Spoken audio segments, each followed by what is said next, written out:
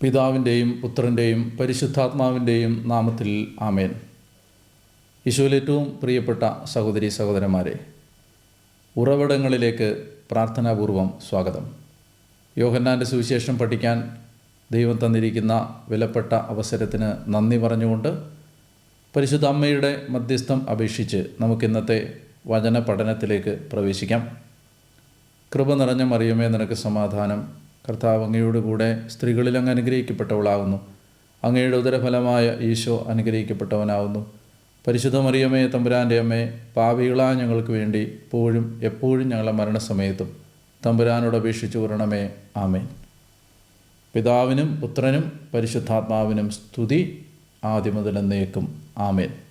പ്രിയപ്പെട്ടവരെ, യോഹന്നാൻ്റെ സുവിശേഷം 7-ാം അധ്യായത്തിൻ്റെ 40 മുതൽ 53 വരെയുള്ള വാക്യങ്ങളാണ് നമുക്കിനി ധ്യാനിക്കാനായിട്ടുള്ളത്. യോഹന്നാൻ 7-ാം അധ്യായം 40 മുതലുള്ള വാക്യങ്ങൾ. ഈ വാക്കുകൾ കേട്ടപ്പോൾ ഇവൻ യഥാർത്ഥത്തിൽ പ്രവാചകനാണ് എന്ന് ചിലർ പറഞ്ഞു. മറ്റു ചിലർ പറഞ്ഞു ഇവൻ ക്രിസ്തുവാണ്. എന്നാൽ വേറെ ചിലർ ചോദിച്ചു, ക്രിസ്തു ഗലീലയിൽ നിന്നാണോ വരിക? ക്രിസ്തു ദാവീദിൻ്റെ സന്താന പരമ്പരയിൽ നിന്നാണെന്നും ദാവീദിൻ്റെ ഗ്രാമമായ ബേത്ലഹേമിൽ നിന്ന് അവൻ വരുമെന്നുമല്ലേ വിശുദ്ധ ലിഖിതം പറയുന്നത്. അങ്ങനെ അവനെക്കുറിച്ച് ജനങ്ങൾക്കിടയിൽ ഭിന്നതയുണ്ടായി. ചിലർ അവനെ ബന്ധിക്കാൻ ആഗ്രഹിച്ചു, എന്നാൽ ആരും അവൻ്റെ മേൽ കൈവച്ചില്ല. സേവകന്മാർ തിരിച്ചു ചെന്നപ്പോൾ പുരോഹിത പ്രമുഖന്മാരും പരിസയരും അവരോട് ചോദിച്ചു, എന്തുകൊണ്ടാണ് നിങ്ങൾ അവനെ കൊണ്ടുവരാത്തത്?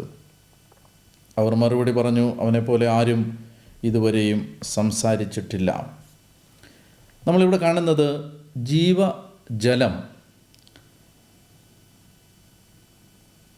ജീവജലത്തിൻ്റെ അരുവികൾ തന്നിൽ വിശ്വസിക്കുന്നവൻ്റെ ഹൃദയത്തിൽ നിന്ന് ഒഴുകും എന്ന് യേശു കൂടാരത്തിരുനാളിൻ്റെ അവസാനത്തെ മഹാദിനത്തിൽ പ്രഖ്യാപിച്ചു. ഇത് കഴിയുമ്പോൾ വീണ്ടും ജനത്തിനിടയിൽ ഉണ്ടാകുന്ന യേശുവിനെ സംബന്ധിക്കുന്ന ആശയക്കുഴപ്പങ്ങളെക്കുറിച്ചാണ് നാം വായിക്കുന്നത്. ഇത് തന്നെ നമ്മൾ 7-ാം അധ്യായത്തിൻ്റെ 14 മുതലുള്ള തിരുവചനങ്ങളിൽ യേശു ദേവാലയത്തിൽ തിരുനാൾ തുടങ്ങി, തിരുനാൾ പകുതിയായപ്പോൾ ദേവാലയത്തിൽ ചെന്ന് യേശു പഠിപ്പിച്ചുകൊണ്ടിരുന്നപ്പോൾ ജനത്തിനിടയിൽ ഇതുപോലെ തന്നെ അവനെ സംബന്ധിക്കുന്ന വിഭിന്നങ്ങളായ അഭിപ്രായങ്ങൾ ഉണ്ടായതായി നമ്മൾ ചർച്ച ചെയ്തിരുന്നു. അതിൻ്റെ തുടർച്ചയായിട്ട് വേണം ഈ വാക്യങ്ങളെ കാണാനായിട്ട്. അപ്പോൾ യേശുവിനെ സംബന്ധിക്കുന്ന ബോധ്യങ്ങളിൽ അവർക്കുണ്ടാകുന്ന ഭിന്ന അഭിപ്രായങ്ങളാണ് നമ്മൾ ഈ ഭാഗത്ത് കാണുന്നത്. എന്ത് പറഞ്ഞാണ് യേശു അവസാനിപ്പിച്ചത്? എന്നിൽ വിശ്വസിക്കുന്നവൻ്റെ ഹൃദയത്തിൽ നിന്ന് ജീവജലത്തിൻ്റെ അരുവികൾ ഒഴുകും. ആർക്കെങ്കിലും ദാഹിക്കുന്നെങ്കിൽ അവൻ എൻ്റെ അടുക്കൽ വന്ന് കുടിക്കട്ടെ. എൻ്റെ അടുത്തേക്ക് നിങ്ങൾ വന്നാൽ നിങ്ങൾക്ക് ഞാൻ ജീവജലം തരാം എന്ന് പറഞ്ഞവനോട് യഥാർത്ഥത്തിൽ അവർ ചോദിക്കേണ്ടിയിരുന്നത് ഞങ്ങൾക്ക് കുടിക്കാൻ തരുമോ എന്നായിരുന്നില്ലേ? നീ പ്രസ്താവിക്കുന്ന നൂറ്റാണ്ടുകളായി യഹൂദ മതബോധം കാത്തിരുന്ന ഞങ്ങളും ഞങ്ങളുടെ പൂർവികരും നൂറ്റാണ്ടുകളായി പ്രതീക്ഷിച്ചിരുന്ന മിശിഹ തരുമെന്ന് ഞങ്ങൾ പ്രത്യാശിക്കുന്ന ആ ജീവൻ്റെ ജലം ഞങ്ങൾക്ക് കുടിക്കാൻ തരിക എന്നായിരുന്നില്ലേ അവർ ചോദിക്കേണ്ടിയിരുന്നത്?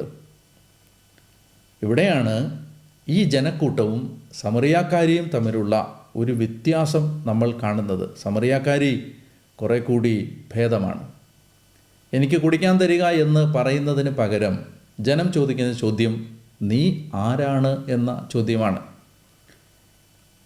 അപ്പോൾ ഈ ചോദ്യത്തിന് ഉത്തരമായി യേശു ഒന്നും പറയാതിരിക്കുമ്പോൾ ജനം തന്നെ 2 സാധ്യതകൾ കണ്ടെത്തുന്നു. ഒന്നാമത്തേത് മോശയെപ്പോലെ ഒരു പ്രവാചകൻ. രണ്ടാമത്തേത് ദാവീദിൻ്റെ സന്തതി പരമ്പരയിൽ നിന്ന് ഒരു രാജാവ്. മിശിഹായെ സംബന്ധിക്കുന്ന 2 പ്രവചനങ്ങളായിരുന്നു അത്. മോശ പറഞ്ഞിരുന്നു, എന്നെപ്പോലെ ഒരു പ്രവാചകൻ വരും, ദ പ്രോഫറ്റ്.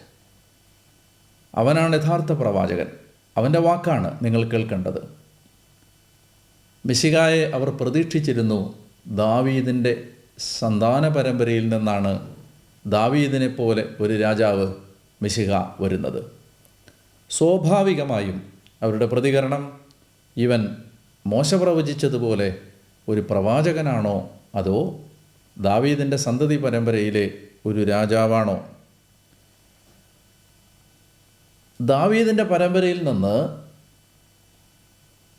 വരുന്ന മിശിഹായെ പ്രതീക്ഷിച്ചിരുന്നത് കൊണ്ട് സ്വാഭാവികമായും ഇപ്പോൾ അവർ ചിന്തിക്കുന്നത് ഇവൻ ദാവീദിൻ്റെ നഗരമായ ബേദലഹേമിൽ നിന്ന് അല്ലല്ലോ എന്നാണ്. മിശിഹ വരുമ്പോൾ അവൻ ദാവീദിൻ്റെ നഗരമായ ബേദലഹേമിൽ നിന്ന് വരുമെന്നാണ് ഞങ്ങൾ പ്രതീക്ഷിച്ചിരിക്കുന്നത്. അതുകൊണ്ട് നീ ബേദലഹേമിൽ നിന്ന് അല്ലല്ലോ, ഇവൻ ഗലീലിയിൽ നിന്ന് ആണല്ലോ. ഒരു പ്രധാനപ്പെട്ട ആർഗ്യുമെൻ്റ്, ഒരു പ്രധാനപ്പെട്ട വാദഗതി ഈ ജനം മാത്രമല്ല. ഇനി ഈ ഭാഗം നമ്മൾ വായിച്ച് പൂർത്തിയാക്കുമ്പോൾ ഫരിസേയരും പറയുന്നത് ഇവൻ ഗലീലിയിൽ നിന്നാണ്. ഗലീലിയിൽ നിന്നായതുകൊണ്ട് ഇവൻ മിശിഹായാവാൻ വഴിയില്ല. നമുക്കറിയാം, യഥാർത്ഥത്തിൽ യേശു ജനിച്ചത് ദാവീദിൻ്റെ നഗരമായ ബേത്ലഹേമിലാണ്. അഗസ്റ്റസ് സീസർ ഖാനേഷുമാരി നടത്താനായി വിളംബരം പുറപ്പെടുവിക്കുമ്പോൾ ഓരോരുത്തരും താന്താങ്ങളുടെ പൈതൃക നഗരങ്ങളിലേക്ക് മടങ്ങിപ്പോകണമെന്ന രാജശാസനയെ അനുസരിച്ച് യോസേപ്പും മറിയവും ബേത്ലഹേമിലേക്ക് പോവുകയും അവിടെ വെച്ചാണ് ഉണ്ണി ഈശോ കാലിത്തൊഴുത്തിൽ പിറക്കുകയും ചെയ്യുന്നത്. സ്വാഭാവികമായും നമുക്കറിയാം, തീർച്ചയായും നമുക്കറിയാം യേശു ബേത്ലഹേമിൽ നിന്നാണ്. എന്നാൽ അവൻ വളർന്നത് ഗലീലിയിലാണ്, അവൻ വളർന്നത് നസറത്തിലാണ്. അതുകൊണ്ട് അവർ ഇപ്പോൾ ന്യായമായും അവർ ചിന്തിക്കുന്നത് യേശു വരുന്നത് എവിടെ നിന്നാണ്? ഗലീലിയിൽ നിന്നാണ് എന്നാണ്. അപ്പോൾ നീ ഗലീലിയിൽ നിന്ന് അല്ലാത്തതുകൊണ്ട് നിന്നെ അങ്ങനെ ദാവീദിൻ്റെ സന്തതി പരമ്പരയിലെ ഒരു മിശിഹായായി ഞങ്ങൾ എങ്ങനെ സ്വീകരിക്കും? ഇതാണ് അവരുടെ ന്യായമായ സംശയം. ഒരു കാര്യം നിങ്ങൾ ശ്രദ്ധിക്കേണ്ടതുണ്ട്. ഒരു മനുഷ്യനെ നമുക്ക് രണ്ട് വിധത്തിൽ വിലയിരുത്താം. ഒന്ന്, അയാളുടെ ഉറവിടങ്ങളിൽ നിന്ന്. രണ്ട്, അയാളുടെ ലക്ഷ്യത്തിൽ നിന്ന്. ഒന്നുകൂടെ ഞാൻ പറയാം. ഒരു മനുഷ്യനെ നമുക്ക് രണ്ട് വിധത്തിൽ വിലയിരുത്താം. You can evaluate A person based on two things. Either from his background or from his destiny. ഒന്നുകിൽ ഒരാൾ എവിടെ നിന്ന് വരുന്നു എന്ന ചോദ്യം ചോദിച്ച് അയാളുടെ മാതാപിതാക്കന്മാർ, ജനിച്ച സ്ഥലം, അയാൾ വളർന്ന നഗരം, പഠിച്ച വിദ്യാലയം, അയാളുടെ സാമ്പത്തിക നിലവാരം, അയാളുടെ കുടുംബ മഹിമ, ഇത്തരം കാര്യങ്ങളുടെ വെളിച്ചത്തിൽ നിങ്ങൾക്കൊരു വ്യക്തിയുടെ മൂല്യം വിലയിരുത്താം. ലോക മനുഷ്യരിൽ ഭൂരിഭാഗം പേരും മനുഷ്യരെ വിലയിരുത്തുന്നത് അവർ എവിടെ നിന്ന് വരുന്നു എന്നതിൻ്റെ വെളിച്ചത്തിലാണ്. രണ്ടാമതൊരു വിലയിരുത്തലുണ്ട്. അതാണ് യഥാർത്ഥമായ വിലയിരുത്തൽ. അതാണ് തെറ്റുവരാത്ത വിലയിരുത്തൽ. ഒരാളുടെ മൂല്യം നമ്മൾ അളക്കുന്നത് അയാളുടെ ബാക്ക്ഗ്രൗണ്ട് നോക്കിയിട്ടല്ല, അയാൾ എവിടേക്ക് യാത്ര ചെയ്യുന്നു എന്നത് നോക്കിയിട്ടാണ്. അയാളുടെ ലക്ഷ്യം എങ്ങോട്ടാണ്. ഒരാൾ കൊട്ടാരത്തിൽ ജനിച്ച് നരകത്തിൽ അവസാനിക്കാം. ഒരാൾ ഒരു തെരുവിലോ ഒരു സ്ലമ്മിലോ ജനിച്ച് ഒരു മഹത്വത്തിൽ അവസാനിക്കാം. നിങ്ങൾ എങ്ങനെ തുടങ്ങിയെന്നല്ല, എങ്ങനെ അവസാനിപ്പിച്ചു എന്നതാണ് മഹത്വം. നിങ്ങൾ എവിടെ നിന്ന് വരുന്നു എന്നല്ല, നിങ്ങൾ എവിടേക്ക് പോകാനാണ് നിങ്ങളുടെ ദിശാബോധത്തെ തിരിച്ചു വിട്ടിരിക്കുന്നത് എന്നുള്ളതാണ് നിങ്ങളുടെ മഹത്വം നിർണ്ണയിക്കുന്ന പ്രധാനപ്പെട്ട കാര്യം. യേശു ഈ അധ്യായത്തിൽ നിങ്ങൾ ശ്രദ്ധിച്ച് വായിച്ചെങ്കിൽ നിങ്ങൾക്ക് മനസ്സിലായിട്ടുണ്ടാവും. ഈശോ ഈ അധ്യായത്തിൽ പറഞ്ഞിട്ടുണ്ട്, ഞാൻ എൻ്റെ പിതാവിൻ്റെ അടുത്തേക്ക് പോവുകയാണ്. ഞാൻ മരിച്ച് എൻ്റെ പിതാവിൻ്റെ അടുത്ത് ആയിരിക്കും. ഞാൻ പോകുന്നത് നിത്യതയിലേക്കാണ്. ഞാൻ പോകുന്നത് പിതാവിൻ്റെ വലത് ഭാഗത്തേക്കാണ്. നിങ്ങൾ യേശുവിനെ വിലയിരുത്തേണ്ടത് അവൻ ജനിച്ച സാഹചര്യങ്ങളുടെ പരാധീനതകളുടെ വെളിച്ചത്തിലല്ല, ഉന്നതമായ ഒരു ലക്ഷ്യം അവൻ കാത്തുവെച്ച് യാത്ര ചെയ്തുകൊണ്ടിരുന്ന മഹിമേറിയ ആ ലക്ഷ്യത്തെ മുൻനിർത്തിയാണ്. അപ്പോൾ ഇവിടെയാണ് ഈ ജനക്കൂട്ടത്തിന് തെറ്റുപറ്റുന്നത്. ഒരാളുടെ വേഷവിധാനത്തിൽ നിന്നോ, അയാൾ വന്ന വണ്ടിയുടെ വിലയിൽ നിന്നോ, അയാൾ ധരിച്ചിരിക്കുന്ന വസ്ത്രങ്ങളുടെ മൂല്യത്തിൽ നിന്നോ, അയാളുടെ വിദ്യാഭ്യാസത്തിൻ്റെ യോഗ്യതകളിൽ നിന്നോ, അയാളുടെ ബാങ്ക് അക്കൗണ്ടിലെ ബാലൻസിൻ്റെ വലിപ്പത്തിൽ നിന്നോ നിങ്ങളൊരു വ്യക്തിയുടെ വിലയെ തിരിച്ചറിയാൻ ശ്രമിക്കരുത്, അളക്കാൻ ശ്രമിക്കരുത്. മറിച്ച് നമ്മളൊരു വ്യക്തിയെ വിലയിരുത്തേണ്ടത് അയാൾ എവിടേക്കാണ് യാത്ര ചെയ്തുകൊണ്ടിരിക്കുന്നത്, അയാളുടെ നോട്ടം എവിടേക്കാണ്, അയാൾ കണ്ണ് നട്ടിരിക്കുന്നത് എങ്ങോട്ടാണ്, അയാൾ യാത്ര ചെയ്യുന്നത് ഏത് ആദർശത്തിന് വേണ്ടിയും ഏത് മൂല്യത്തിന് വേണ്ടിയുമാണ് എന്നുള്ളതാണ് ഒരു വ്യക്തിയെ വിലയിരുത്തേണ്ട പ്രധാനപ്പെട്ട അളവുകോൽ. ഇനി 45 മുതലുള്ള വാക്യങ്ങളിൽ വിവരണം ജനക്കൂട്ടത്തിൽ നിന്ന് യേശുവിനെ പിടിക്കാൻ വേണ്ടി ഫരിസേയരയച്ച സേവകരിലേക്ക് തിരിയുകയാണ്. 45-ാമത്തെ വാക്യം സേവകന്മാർ. 43-ാമത്തെ വാക്യം അങ്ങനെ അവനെക്കുറിച്ച് ജനങ്ങളുടെ ഇടയിൽ ഭിന്നതയുണ്ടായി. ചിലർ അവനെ ബന്ധിക്കാൻ ആഗ്രഹിച്ചു, എന്നാൽ ആരും അവൻ്റെ മേൽ കൈവച്ചില്ല. സേവകന്മാർ തിരിച്ചു ചെന്നപ്പോൾ പുരോഹിത പ്രമുഖന്മാരും ഫരിസേയരും അവരോട് ചോദിച്ചു, എന്തുകൊണ്ടാണ് നിങ്ങൾ അവനെ കൊണ്ടുവരാത്തത്? യേശുവിനെ ബന്ധിക്കാൻ ഫരിസേയരയച്ച സേവകന്മാർ യേശുവിനെ പിടിക്കാതെ മടങ്ങിയെത്തുമ്പോൾ ഫരിസേയർ ചോദിക്കുകയാണ്, പുരോഹിത പ്രമുഖന്മാർ ചോദിക്കുകയാണ്, എന്തുകൊണ്ടാണ് നിങ്ങൾ അവനെ കൊണ്ടുവരാത്തത്? സേവകന്മാരുടെ മറുപടി ഇങ്ങനെയാണ്. അവർ മറുപടി പറഞ്ഞു, അവനെപ്പോലെ ആരും ഇതുവരെയും സംസാരിച്ചിട്ടില്ല. നിങ്ങൾ നോക്കുക, അറസ്റ്റ് ചെയ്യാൻ വന്ന പോലീസുകാരാണിത്. അവരാണ് യേശുവിൻ്റെ പ്രഭാഷണം കേട്ടുകൊണ്ടിരിക്കുന്നത്. ഈ പ്രഭാഷണത്തിൽ നമുക്കറിയാം, ഒരു മനുഷ്യനെ ആകർഷിക്കുന്ന അവൻ്റെ ഭൗതിക ജീവിതത്തോട് ബന്ധപ്പെട്ടതോ, അവൻ്റെ സുഖസൗകര്യങ്ങൾ മെച്ചപ്പെടുത്തുന്നതുമായി ബന്ധപ്പെട്ടതോ, അവൻ്റെ ജഡത്തിൻ്റെ ആഗ്രഹങ്ങളെ തൃപ്തിപ്പെടുത്തുന്നതോ ആയ ഒന്നും യേശുവിൻ്റെ സംഭാഷണത്തിലില്ല. പക്ഷേ ഇവിടെയോ കർത്താവിൻ്റെ വാക്കുകൾക്ക് ഇടയിൽ മറഞ്ഞിരിക്കുന്ന ദൈവികത അവനെ അറസ്റ്റ് ചെയ്യാൻ വന്ന ആളുകൾ തിരിച്ചറിയുന്നു. പോലീസുകാർ, സേവകന്മാർ, പട്ടാളക്കാർ അവർ തിരിച്ചറിയുകയാണ്. സെൻഹദ്രീൻ സംഘം നിയോഗിച്ചയച്ച ഈ പടയാളികൾ അവർ തിരിച്ചറിയുകയാണ്, ഇവൻ്റെ വാക്കുകൾക്ക് വ്യത്യസ്തതയുണ്ട്. നിങ്ങൾ ഭൂമിയിൽ കേട്ടിട്ടുള്ള എല്ലാ വാക്കുകളിൽ നിന്നും വ്യത്യസ്തമാണ് യേശുവിൻ്റെ അധരങ്ങളിൽ നിന്ന് പുറത്തു വന്ന വാക്കുകൾ. ആ വാക്കുകളെ ലോകത്തിന് പ്രതിരോധിക്കാൻ, ആശയങ്ങൾക്ക്, തത്വചിന്തകൾക്ക്, ആദർശങ്ങൾക്ക്, പ്രത്യയശാസ്ത്രങ്ങൾക്ക്, നിരീശ്വര ചിന്തകൾക്കൊന്നും പ്രതിരോധിക്കാൻ കഴിയാത്ത അമൂല്യമായ വാക്കുകളാണ് യേശുവിൻ്റെ വാക്കുകൾ, യേശുവിൻ്റെ അധരങ്ങൾ മൊഴിഞ്ഞ വിശുദ്ധ ലിഖിതങ്ങൾ. അപ്പോൾ ആ വാക്കുകൾ, ആ വചനം സേവകന്മാരെ മേൽകീഴുമറിച്ചു. അറസ്റ്റ് ചെയ്യാൻ വന്നവർ വെറുങ്കയോടെ മടങ്ങിച്ചെന്നു. ഫരിസേയർ ചോദിക്കുമ്പോൾ എന്തുകൊണ്ടാണ് അറസ്റ്റ് ചെയ്യാത്തതെന്ന് ചോദിക്കുമ്പോൾ അവർ പറയുന്ന മറുപടി, അവനെപ്പോലെ ആരും ഇതുവരെയും സംസാരിച്ചിട്ടില്ല. ഞങ്ങൾ ഇവൻ സംസാരിക്കുന്നത് പോലെ ആരും സംസാരിക്കുന്നത് കേൾക്കുന്നില്ല. എതിരാളികളെപ്പോലും കീഴടക്കുന്ന മഹാപ്രഭയാണ് യേശുവിൻ്റെ വ്യക്തിത്വത്തിൽ നിന്ന് പുറത്ത് വന്നുകൊണ്ടിരുന്നത്. 47-ാമത്തെ വാക്യം, അപ്പോൾ ഫരിസേയർ അവരോട് ചോദിച്ചു, നിങ്ങളും വഞ്ചിതരായോ? അധികാരികളിലോ ഫരിസേയരിലോ ആരെങ്കിലും അവനിൽ വിശ്വസിച്ചിട്ടുണ്ടോ? നിയമം അറിഞ്ഞുകൂടാത്ത ഈ ജനക്കൂട്ടം ശപിക്കപ്പെട്ടതാണ്. യേശുവിൻ്റെ വാക്കുകളാൽ ജനക്കൂട്ടം കീഴടക്കപ്പെട്ടതും ജനങ്ങൾക്കിടയിൽ അവന് സ്വീകാര്യത ഉണ്ടായതും ഫരിസേയരുടെ അഭിപ്രായത്തിൽ കാഴ്ചപ്പാടിൽ ജനത്തിന് നിയമമറിയാത്തത് കൊണ്ടാണ്.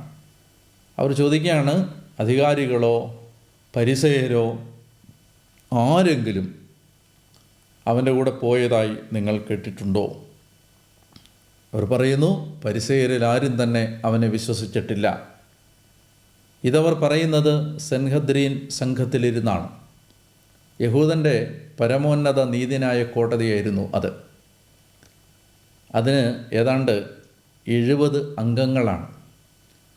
ആ 70 അംഗങ്ങളിൽ ഒരു മനുഷ്യൻ ഇത് കേട്ടുകൊണ്ടിരിപ്പുണ്ട്. ഫരിസേയരിൽ ഒരാളും അവനെ വിശ്വസിച്ചിട്ടില്ല എന്നവർ പറയുമ്പോൾ ആ പ്രസ്താവന തെറ്റാണെന്ന് മനസ്സിൽ 1000 തവണ വിളിച്ചു പറഞ്ഞുകൊണ്ട് ഒരാളത് കേൾക്കുന്നുണ്ട്. അദ്ദേഹത്തിൻ്റെ പേര് നിക്കോദെമൂസ് എന്നായിരുന്നു. രാത്രിയിൽ യേശുവിനെ കാണാൻ വന്ന ഫരിസേയ പ്രമാണി, സെൻഹദ്രീൻ സംഘത്തിലെ അംഗം, ബഹുമാന്യൻ. ഈ മനുഷ്യൻ ഇത് കേട്ടുകൊണ്ടിരിപ്പുണ്ട്. അപ്പോൾ ഈ പ്രസ്താവന തെറ്റാണെന്ന് അദ്ദേഹത്തിന് അറിയാം. ഫരിസേയനായ ഞാൻ അവൻ്റെ വാക്കുകൾ വിശ്വസിച്ചിട്ടുണ്ട്. പക്ഷെ അത് തുറന്നു പറയാനുള്ള ആർജവത്വമോ ധൈര്യമോ ബലമോ സത്യസന്ധതയോ നിലപാടുകളിലെ സുതാര്യതയോ ആ മനുഷ്യൻ അന്ന് കിട്ടിയില്ല. അതുകൊണ്ട് അദ്ദേഹം അത് തുറന്നു പറയുന്നതിന് പകരം ഇപ്പോൾ അവർ ചെയ്യുന്ന ഈ പ്രവൃത്തിയുടെ കാപട്യത്തെ ചൂണ്ടിക്കാണിക്കുകയാണ്. 50-ാമത്തെ വാക്യം, മുൻപൊരിക്കൽ യേശുവിൻ്റെ അടുക്കൽ പോയവനും അവരിൽ ഒരുവനുമായ നിക്കോദെമോസ് അപ്പോൾ അവരോട് ചോദിച്ചു, ഒരുവന് പറയാനുള്ളത് ആദ്യം കേൾക്കാതെയും അവൻ എന്താണ് ചെയ്യുന്നതെന്ന് അറിയാതെയും, ഒരുവന് പറയാനുള്ളത് ആദ്യം കേൾക്കാതെയും അവൻ എന്താണ് ചെയ്യുന്നതെന്ന് അറിയാതെയും അവനെ വിധിക്കാൻ നമ്മുടെ നിയമം അനുവദിക്കുന്നുണ്ടോ? അവർ മറുപടി പറഞ്ഞു, നീയും ഗലീലയിൽ നിന്നാണോ? നിക്കോദെമോസിൻ്റെ ചോദ്യം ഇതാണ്, നിങ്ങളെന്താ പറഞ്ഞത്? നിങ്ങളിപ്പോൾ തൊട്ട് പറഞ്ഞ് അവസാനിപ്പിച്ചത് നിയമം അറിയാത്ത ജനക്കൂട്ടം ശപിക്കപ്പെട്ടതാണെന്നാണ്.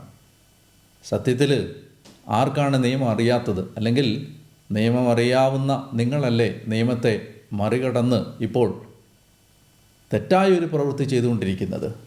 നമ്മുടെ നിയമം അനുസരിച്ച് ഒരുവൻ പറയാനുള്ളത് ആദ്യം കേൾക്കാതെയും അവനെന്താണ് ചെയ്യുന്നതെന്ന് സസൂക്ഷ്മം ശ്രദ്ധാപൂർവം നിരീക്ഷിക്കുകയും പഠിക്കുകയും ചെയ്തല്ലാതെ ഒരുവനെ വിധിക്കാൻ നമ്മുടെ നിയമം അനുവദിക്കുന്നില്ല. അപ്പോൾ സത്യത്തിൽ നിയമം അറിഞ്ഞുകൂടാത്തത് നിങ്ങൾക്കല്ലേ? ഇതാണ് നിക്കോദെമോസിൻ്റെ സംസാരത്തിൻ്റെ ധ്വനി അയാൾ ഉദ്ദേശിക്കുന്നത്. അപ്പോൾ അതിന് മറുപടിയായിട്ടാണ് ഫരിസേയർ പറയുന്നത്, നീയും ഗലീലയിൽ നിന്നാണോ? പരിശോധിച്ച് നോക്കൂ, ഒരു പ്രവാചകനും ഗലീലയിൽ നിന്ന് വരുന്നില്ല എന്ന് അപ്പോൾ നിനക്ക് മനസ്സിലാവും. പരിശോധിച്ച് നോക്കുക. നമ്മളിവിടെ കാണേണ്ട ഒരു കാര്യം, നിക്കോദെമോസിനെ നമ്മൾ പരിചയപ്പെട്ടിരുന്നു യോഹന്നാൻ്റെ സുവിശേഷം 3-ാം അധ്യായത്തിൽ.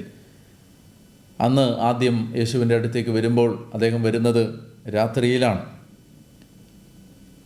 ഇത് 2-ാമത്തെ സന്ദർഭമാണ്. ഈ 2-ാമത്തെ സന്ദർഭത്തിൽ അദ്ദേഹം ഫരിസേയരുടെ കാപട്യത്തെ, നിയമജ്ഞരുടെ കാപട്യത്തെ തുറന്നു കാണിക്കുന്നുണ്ടെങ്കിലും തനിക്ക് വിശ്വാസമുണ്ടെന്ന് ഏറ്റുപറയാൻ ധൈര്യം കാണിക്കുന്നില്ല. ഇത് 2-ാമത്തെ സന്ദർഭം. ഇനി ഒരിക്കൽ കൂടി ഈ സുവിശേഷത്തിൽ നമ്മൾ ഈ മനുഷ്യനെ കാണും. അന്ന് ഈ 2 സന്ദർഭങ്ങളിൽ, ഒരിക്കൽ രാത്രിയിൽ വന്നാരും അറിയാതെ മടങ്ങിയതും, പിന്നീട് പരസ്യമായി ഒരു അധികാരക്കൂട്ടം അവനെതിരെ സംസാരിക്കുമ്പോൾ അവൻ്റെ വാക്കുകളിൽ എനിക്ക് വിശ്വാസമുണ്ടെന്ന് തുറന്നു പറയാൻ കഴിയാതെ ഇരുന്നതുമായ ഈ 2 സന്ദർഭങ്ങൾക്ക് അയാൾ 3-ാമത്തെ തവണ അയാൾ പ്രായശ്ചിത്തം ചെയ്യും. അയാൾ അത് തിരുത്തും. 3-ാമത്തെ തവണ ഈ ലോകം മുഴുവൻ കാണുകെ അയാൾ യേശുവിനെ ഏറ്റുപറയും. താൻ യേശുവിൻ്റെ കൂട്ടത്തിലാണെന്ന് പറയാതെ പറയും. അപ്പോൾ ഇപ്പോൾ അദ്ദേഹത്തിന് അതിനുള്ള ധൈര്യം ഉണ്ടാവുന്നില്ല. പക്ഷെ അദ്ദേഹം അവരുടെ കാപട്യത്തെ തുറന്ന് കാണിക്കുന്നു. ഫരിസേയരിൽ ആരും തന്നെ അവനെ വിശ്വസിച്ചിട്ടില്ല എന്ന് പറയുമ്പോൾ കുറേ കൂടി മുന്നോട്ട് പോയി സുവിശേഷമൊക്കെ കഴിഞ്ഞ് അപ്പസ്തോല പ്രവർത്തനം മനസ്സിൽ വെച്ചുകൊണ്ട് നമുക്ക് പറയാൻ കഴിയും, ഫരിസേയ പ്രമാണിയായിരുന്ന, ഫരിസേയരിൽ പ്രമുഖനായിരുന്ന സാവൂൾ ഇനി അവനിൽ വിശ്വസിക്കുക മാത്രമല്ല, അവൻ്റെ നാമത്തിന് വേണ്ടി ജീവൻ കൊടുക്കുകയും ചെയ്യും.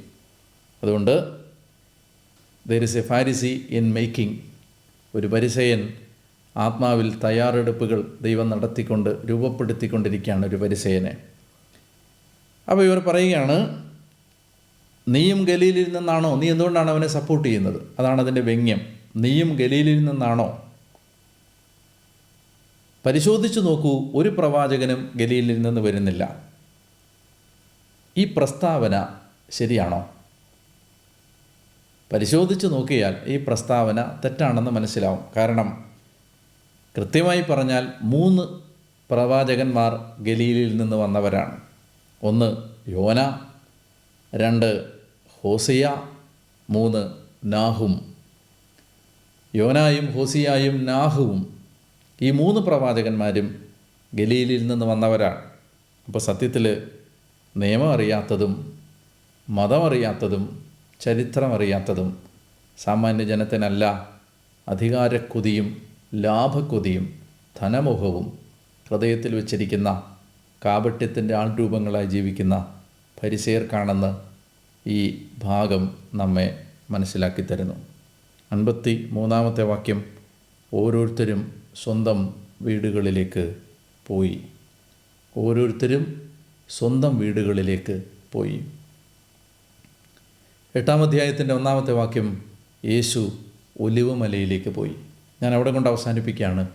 ഓരോരുത്തരും സ്വന്തം വീടുകളിലേക്ക് പോയി, യേശു ഒലിവുമലയിലേക്ക് പോയി. വരികൾക്കിടയിൽ യോഹന്നാൻ മനോഹരമായ ഒരു കാര്യം ഒളിപ്പിച്ചു വെക്കുന്നുണ്ട്. അവന് ജെറുസലേമിൽ ആ രാത്രി ഉറങ്ങാൻ ഒരു മേൽക്കൂരയുടെ സംരക്ഷണം ഉണ്ടായിരുന്നില്ല. മരച്ചുവടുകളിൽ അവൻ ആ രാത്രി അന്തിയുറങ്ങി. പിറ്റേന്ന് രാവിലെ അവൻ ദേവാലയത്തിലേക്ക് വന്നു. ഒലിവുമലയിലേക്ക് പോയെന്ന് പറയുമ്പോൾ അനേക ലക്ഷം തീർത്ഥാടകന്മാർ ജെറുസലേമിലെത്തുന്ന ഒരു തിരുനാളായിരുന്നു കൂടാര തിരുനാൾ എന്ന് ഞാൻ പറഞ്ഞിരുന്നു. ഒലിവുമലയിൽ കൂടാരങ്ങൾ ഉണ്ടാക്കിയാണ് അത്തരം തീർത്ഥാടകരിൽ പലരും ജീവിച്ചിരുന്നത്, ആ ദിവസങ്ങൾ ചെലവഴിച്ചിരുന്നത്. ആ കൂട്ടത്തിലാവണം യേശുവും ഒരു തീർത്ഥാടകനായി ഏതോ ഒരു മരത്തിൻ്റെ ചുവട്ടിലോ ഒരു കൂടാരത്തിൻ്റെ അകത്തോ ആ രാത്രിയിൽ ഒലിവുമലയിൽ ഉറങ്ങി. ഇന്ന് ഈ ചിന്തകൾ ഇവിടെ അവസാനിപ്പിക്കുന്നു. കർത്താവിൻ്റെ ശ്രദ്ധേയമായ ജീവിത ഗതികളിലൂടെയുള്ള വളരെ സാവധാനമുള്ളൊരു യാത്രയാണിത്. വചനം ആഴമുള്ള ബോധ്യങ്ങൾ നമ്മുടെ ഹൃദയങ്ങളിൽ നിറയ്ക്കുന്ന വിധത്തിൽ ദൈവത്തിൻ്റെ പരിശുദ്ധാത്മാവ് നമ്മളിൽ പ്രവർത്തിക്കുന്നുണ്ട്. വചനത്തോട് നിങ്ങൾ കാണിക്കുന്ന താല്പര്യത്തിന് ഞാൻ കർത്താവിൻ്റെ നാമത്തിൽ പ്രത്യേകം നന്ദി പറയുന്നു. കൂടുതൽ വചനം പഠിക്കുക, വചനം ആഴത്തിൽ ഗ്രഹിക്കാൻ പരിശ്രമിക്കുക, പ്രാർത്ഥിക്കുക. അടുത്ത എപ്പിസോഡിൽ നിങ്ങളെ കണ്ടുമുട്ടുന്നത് വരെ നമുക്ക് പരസ്പരം പ്രാർത്ഥിക്കാം, പരസ്പരം മധ്യസ്ഥം വഹിക്കാം. ലോകം മുഴുവനും വേണ്ടി കർത്താവിൻ്റെ കരുണ അപേക്ഷിക്കുകയും ചെയ്യാം. ദൈവം നിങ്ങളെ അനുഗ്രഹിക്കട്ടെ എന്ന് ഞാൻ പ്രാർത്ഥിക്കുന്നു. വചനം കേട്ടുകൊണ്ടിരുന്ന ഓരോ മകൻ്റെയും മകളുടെയും നിയോഗങ്ങളുടെ മേൽ കർത്താവിൻ്റെ ആത്മാവ് കടന്നു വരട്ടെ. പിതാവിൻ്റെയും പുത്രൻ്റെയും പരിശുദ്ധാത്മാവിൻ്റെയും നാമത്തിൽ ആമേൻ.